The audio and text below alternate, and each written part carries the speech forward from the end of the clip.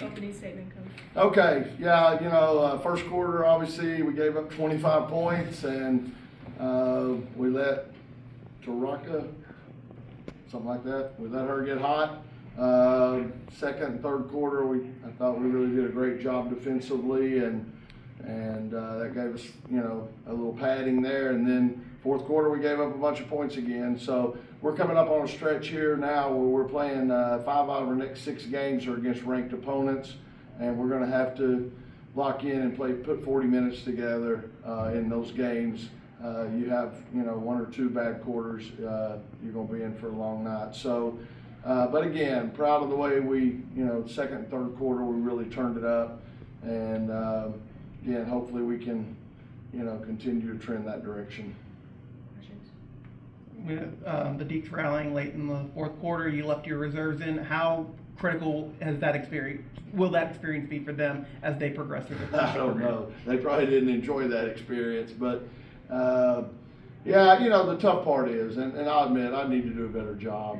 I should rotate one of them in there at a time, but it got there, we had a little bit of lead. I wanted to get them all in there, but really putting them all in there together is probably not fair. We need some experience around them, and they'll play better. So again, I'll take the blame for that, but did want to definitely get them out there and give them an opportunity, and that's the future, and they're going to have to learn to compete at this level. And so again, we let them get happy. You don't want to let a team get happy, especially on the road.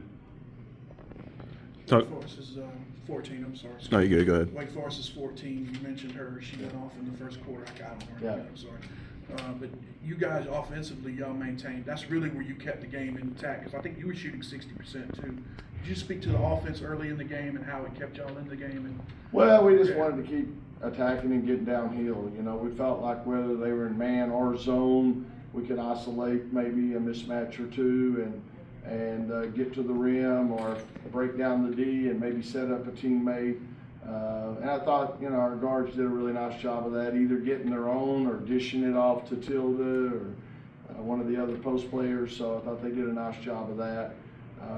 But I think Sanaa did a good job, defensively there, and then we did mix up how we were playing pick on the ball a little bit too. So, but again, that just goes to show you we knew she was capable of getting hot, and we let her. And when that happens, that rim starts looking really big, and you get a lot of confidence. And we kind of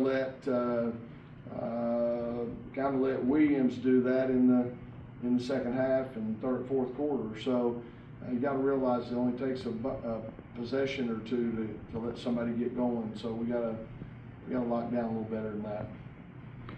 Like we talked to Zoe and Zam, they said you really emphasized starting strong in the third quarter, which y'all did. Outscoring them 23-8. But then, like you said, Wake Forest really came back in the fourth. Just contrasting those 2 quarters with some of the lessons and takeaways there. Yeah. I just think in third quarter, especially again, y'all on the road, man. That's just you let people get momentum, and so I thought it was important. We come out. I guess we had fought back, taking a 6-point lead at halftime, and then we're able to really get some separation there. In the third quarter, holding them to 8 points. I thought we did a great job defensively, and when we play D, it leads to offense. We're able to get out and run, it gets our transition going. But like I said, the first quarter, the fourth quarter, we just didn't do a good job. Didn't have enough urgency. We fouled some, put them on the foul line. They hit some big threes, and that's why. You got to be careful subbing too much too soon because in this league it doesn't take much, especially with the 3-point line, to flip the momentum.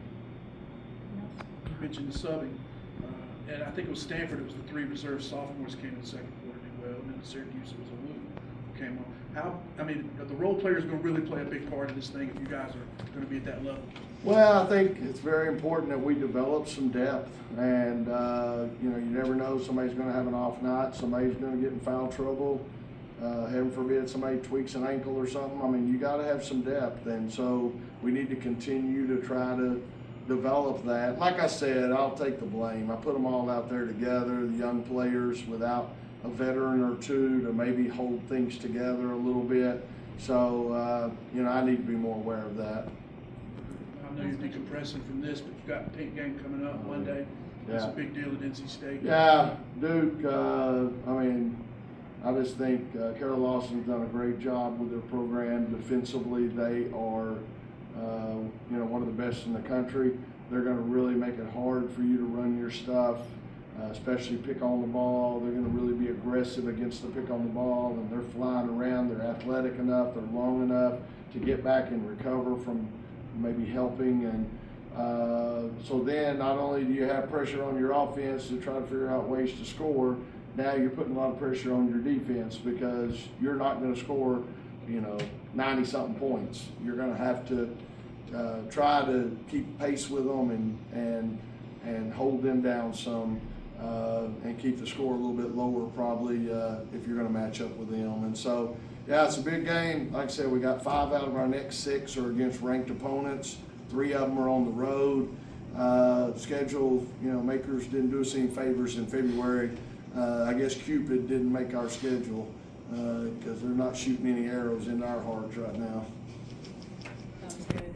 Thank you. Thanks, Coach. Anything else?